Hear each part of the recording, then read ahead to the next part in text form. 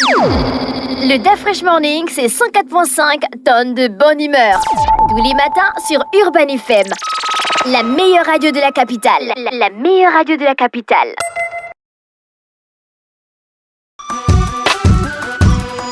Vous êtes sur les 104.5 Urban FM, la station urbaine, et vous écoutez le DAF Fresh Morning, le réveil matinal le plus haut de la capitale, sur la radio. La plus haute de la capitale, on est avec Jean-Paul. Jean-Paul, bonjour. Bonjour la fraîche. Comment tu vas ce matin? Ça va, ça va. Tu as appris le décès de Val Kilmer. Oui, une légende du cinéma vient de s'éteindre. Val Kilmer, c'était un lourd. C'est quelqu'un qui aura su accompagner les cinéphiles des années 80 et 90 avec des films comme Top Gun qu'il a révélé au grand public, en réalité, même si la star du film c'était Tom Cruise. Mais c'est ce film-là qui va évidemment le révéler au grand public. Et puis par la suite, il va enchaîner quand même quelques bons succès. Il va enchaîner un film qui s'appelle Willow, qui est un espèce de film sur Peter Pan, un truc dans ce genre-là, dans cet univers fantastique-là. Et puis, il aura aussi incarné des personnages mythiques comme Batman dans le film Batman Forever. Après, à la fin des années 90, quand même, après l'échec commercial du film Batman Forever, il va connaître un petit passage à vide avant de revenir, de réapparaître aux yeux du grand public dans le film Hit. Avec Al Pacino. Al Pacino et Robert ça, De Niro. c'est un classique du cinéma, quoi. Ça. Voilà. C'est un classique du cinéma. Voilà. Je suis allé à la banque là où ils ont fait le braquage. Ah bon? Ouais. Quand on est passé, la dame qui gérait notre équipe, elle a dit, vous avez suivi Hit? Oui. J'ai dit, oui, moi j'ai regardé. Elle me dit, c'est ici que ça se passait. J'ai dit, c'était pas un studio. Ils ont dit, non, c'est là, dans cette ruelle-là, voici la banque et tout. Ça s'est passé vraiment en pleine ville. D'accord. C'est un film mythique, Hit. Oui, c'est un film mythique. Surtout qui rassemblait aussi deux grosses pointures du Al Pacino et Robert De Niro. cinéma. Voilà, Al Pacino et Robert De Niro. Et puis, après, bien entendu, il va faire quelques petits passages dans quelques films avant de disparaître. D'abord des écrans parce que on l'a appris que plus tard qu'il souffrait d'un cancer de la gorge et véritablement on va le voir lorsqu'il va... Le dernier film dans lequel il va apparaître, c'est Top Gun Maverick, où on le voit vraiment affaibli. Moi, je ne pensais pas que c'était aussi grave, en fait. Je me rends compte qu'en regardant Top Gun Maverick, en réalité, on voyait là qu'il était gravement atteint et c'était un espèce de clin d'œil que Tom Cruise avait voulu faire à Val Kilmer parce que au départ, il ne devait pas apparaître dans le film, mais c'est Tom Cruise qui a absolument voulu à ce qu'on lui donne quand même une petite Oui, à ce qu'on lui donne, à cause de son état de santé. Mais Tom Cruise ne voulait pas puisque pour lui, son personnage était intimement lié à celui de Val Kilmer dans le premier volet. Et donc, il voulait un peu en quelque sorte que ce lien-là s'affirme encore dans le deuxième volet de Top Gun. C'est la raison pour laquelle il avait fait la petite apparition qui était la sienne. Et puis on voit même que dans le film, il disparaît, il décède. Et donc, voilà, c'est triste. Et puis, il aurait aussi incarné une autre personnalité. C'est l'acteur, le chanteur principal du film, du groupe rock des années 72, Jim Morrison. Qui avait été un film qui avait été réalisé par Oliver Stone. Il faut savoir que Jim Morrison, c'est une star mythique du rock dans les années 60 qui est décédé en France du suite d'une overdose de consommation, d'une overdose due à une consommation de stupéfiants. Et il a même été enterré en France. Et il faut savoir que Jim Morrison, depuis des années, les États-Unis et la famille essayent de demander que son corps soit exhumé du cimetière parisien dans lequel il est enterré pour être envoyé aux États-Unis. Mais bref, ça c'est une autre histoire. Mais si tu veux, son incarnation de Jim Morrison était, pour ceux qui ont connu le groupe dans les années 60, on a dit que c'était vraiment une des meilleures interprétations de Jim Morrison de l'histoire du cinéma, quoi. Et ça aussi, ce film-là avait permis justement de le faire entrer ainsi dans la culture, dans la mémoire générale, dans la culture générale du cinéma américain. Voilà. Donc c'est une grande figure qui disparaît. Val Kilmer. L'actualité internationale nous emmène où? Eh bien, on va aux États-Unis. Les décrets de Donald Trump. Oui, en fait, ce soir, il va dégainer son arme favorite, c'est celle des taxes douanières. Il avait dit. Et donc, ce soir, aux alentours de 22h temps universel, il va donc annoncer quels sont les niveaux de tarification, enfin, le niveau d'augmentation des droits de douane qu'il va imposer et quels sont les pays qui seront impactés par ces nouveaux droits de douane-là. On sait déjà que ce sont tous les pays qui importent des produits aux États-Unis et des produits manufacturés, principalement des produits liés à l'automobile, liés à l'acierie, la sidérurgie, tout ce qui est produits manufacturiers de manière générale, mais principalement, d'abord, aujourd'hui, va dégainer son arme contre les pays qui fabriquent des automobiles. Alors, les pays les plus impactés, ce sont d'abord les pays limitrophes des États-Unis. Il faut savoir que les plus gros exportateurs de véhicules des États-Unis, ils sont canadiens et mexicains. Alors, le Canada et le Mexique ont deux approches différentes par rapport à la politique de Donald Trump. Si Madame Sheinbaum, qui est la présidente du Mexique, veut jouer plutôt l'apaisement, la réconciliation, la négociation avec Donald Trump pour essayer de trouver une issue à la fois politique, diplomatique à cette crise-là, ce n'est absolument pas la position du Canada. Le nouveau Premier ministre canadien, lui, véritablement, il est dans une opposition quasi frontale. Trudeau est parti. Oui, Trudeau est parti. Et donc, lui, il est dans une opposition quasi frontale avec Donald Trump parce qu'il estime que Donald Trump se comporte très mal vis-à-vis de ce pays qui est quand même, de son point de vue, l'un des plus grands alliés des États-Unis, parce que Donald Trump, il a dit, il veut faire du Canada le 51e État des États-Unis.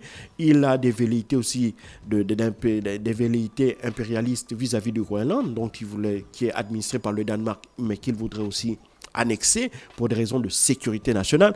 Et donc, le Canada est absolument dans la situation opposée. Le Canada veut se battre parce que le Canada estime qu'ils ont des atouts à faire valoir.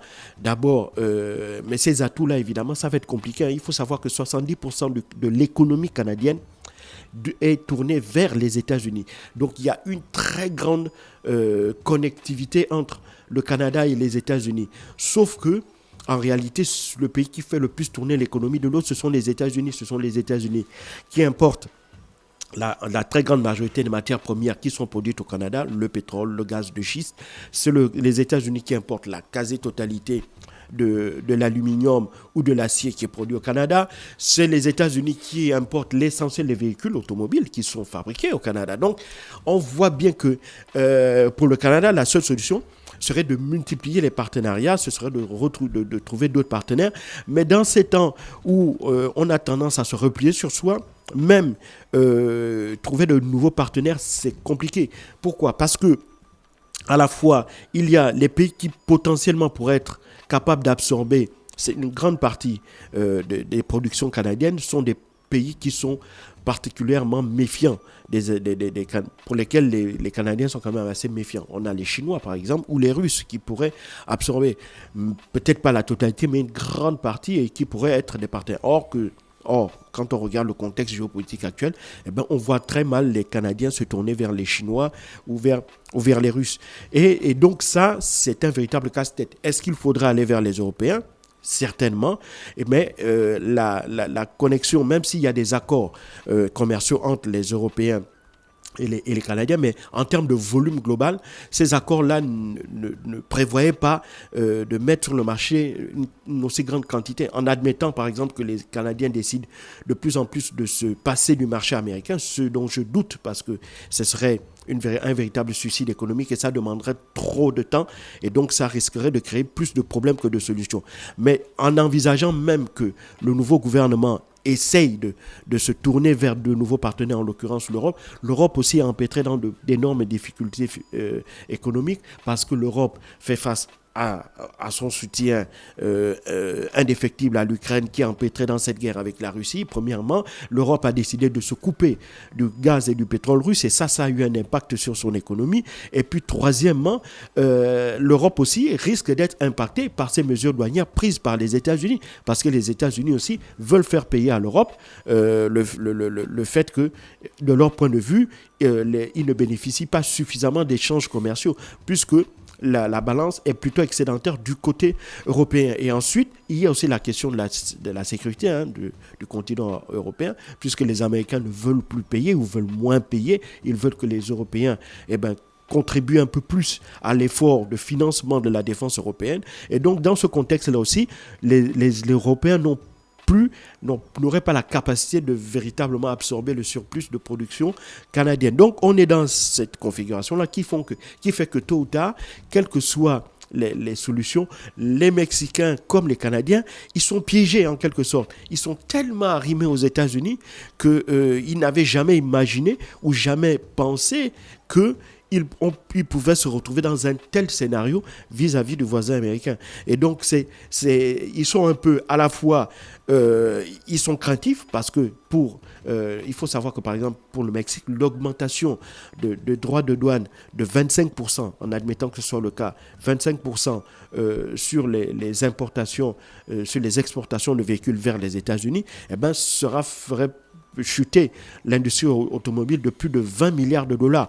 Or, il faut savoir que l'industrie automobile, c'est 5,5% du PIB mexicain, c'est plus de 65 milliards de dollars de chiffre d'affaires. Donc, s'ils perdent 20 milliards du coup, ça va entraîner des pertes massives d'emplois, de fermeture d'entreprises, parce qu'il faut savoir que le secteur de l'automobile au Mexique emploie près d'1 million de personnes. Donc on voit bien que le Mexique est véritablement sera accroché aux lèvres ce soir de Donald Trump pour voir un peu à quelle sauce elle sera mangée, et à partir de là, elle va essayer de voir de quelle manière est-ce qu'elle pourrait essayer de trouver des moyens de riposte. Mais évidemment, pour le Mexique, ils ont décidé deux choses, à la fois, comme je l'ai dit au départ, d'essayer de discuter avec Donald Trump, de trouver par le biais de la diplomatie, par le biais de la négociation, des solutions apaisées entre les deux parties. Et d'un autre côté, ils essayent de développer le marché intérieur pour essayer d'absorber un peu plus la production nationale, en mettant notamment en mettant en avant le label fabriqué au Mexique. Donc, mais bien entendu, la mise en œuvre de telles mesures ne verra pas leurs effets dans les 2 ou 3 ans qui viennent. Il faudra des efforts conjugués, continus, permanents pendant au moins 10-15 ans. Or, en attendant, il y a des emplois qui risquent d'être sacrifiés, il y a des secteurs qui risquent d'être mis en difficulté si, évidemment, les États-Unis, si Donald Trump reste sur sa position, et pire, si son successeur aussi continue dans la même lancée. Donc, on voit bien que pour l'instant, les deux pays, le Canada et le Mexique, savent qu'ils seront les premiers impactés ce soir par les décisions de Donald Trump. Maintenant, on verra à partir de demain quelles seront les réactions, même si, grosso modo, comme je l'ai déjà dit, on connaît plus ou moins les positions des deux pays, mais aussi on saura quels seront les produits qui seront taxés par les droits de douane, les produits européens, et comment est-ce que l'Europe entend véritablement répondre contre les États-Unis. Parce qu'il faut aussi savoir que les réponses ne sont pas les mêmes. Si la France veut par exemple des mesures de rétorsion contre les droits de douane américains, c'est-à-dire qu'ils veulent taxer aussi quelques produits tels que les Harley Davidson, les produits textiles, etc., qui rentrent sur le territoire français, mais Donald Trump a déjà fait savoir que si un pays prend des mesures de rétorsion douanière vis-à-vis de ses propres taxes douanières, il va encore augmenter les taxes douanières et il va élargir le champ de produits qui seront aussi taxés. Et donc, il y a une crainte des hommes d'affaires, des chefs d'entreprise françaises de voir par exemple des produits de luxe, parce que la France importe énormément de produits de luxe vers les États-Unis. La France importe énormément de spiritueux aussi vers les États-Unis, le vin, le cognac, le bourbon. Et donc, ces chefs d'entreprise-là ont peur de voir ces produits taxés ou surtaxés en cas de rétorsion de la part du gouvernement français, ce qui mettrait à mal considérablement leurs entreprises, parce qu'une grande partie de leur chiffre d'affaires, on parle de l'ordre entre 30 et 45% du chiffre d'affaires de ces entreprises-là, se fait notamment vers les États-Unis. Et donc, on voit bien que aujourd'hui, avec l'arrivée de Donald Trump et son modèle économique totalement nouveau qui consiste à vouloir rééquilibrer de son point de vue les échanges commerciaux entre la France, entre les États-Unis et tous les pays qui commercent avec elle, ces mesures-là ne seront pas sans conséquences, et on verra par ensuite comment est-ce que les États concernés ou impactés vont essayer de répondre à ces différentes mesures-là. Mais pour l'instant, il n'y aura pas de grosses il n'y aura pas un très fort niveau de taxation des produits chinois, pour la simple et bonne raison que les Américains sont aussi très dépendants des produits manufacturiers chinois. Et donc, ils vont essayer de taxer plutôt les produits là où il y a un niveau de compétitivité encore très fort des États-Unis, notamment les produits de haute technologie, des produits sur les semi-conducteurs, etc. Donc, dans ces domaines-là où ils peuvent essayer d'avoir un effet. Mais même là aussi, ils ne pourraient pas trop taxer. Pourquoi? Parce que, par exemple, si on prend les produits technologiques ou les semi-conducteurs, la Chine maîtrise 99% des terres rares et donc 100% de raffinage de la production de ces terres rares-là. Et donc, s'il appuie trop, s'il met trop la pression sur la Chine pourrait faire ce qu'elle avait fait en 2010 au Japon, c'est-à-dire couper totalement l'approvisionnement en terres rares des États-Unis. Et ça pourrait avoir un impact sur l'industrie de haute technologie américaine. Donc, on voit que la Chine a une place à part dans ce dispositif de rétorsion douanière, si on peut parler ainsi. Mais pour l'instant, on verra d'abord à quelle sauce seront mangés les autres pays et surtout, quelles seront leurs réactions face à cette nouvelle offensive douanière de Donald Trump.